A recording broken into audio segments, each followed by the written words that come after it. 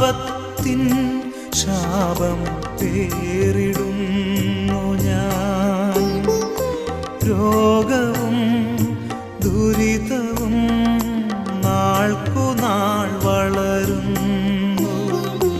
ദൈവത്തിൻ ആത്മാവ് എന്നിൽ നിർവീര്യമായി പാപമെന്നെ പാതാള വഴിയിലെത്തിച്ചു.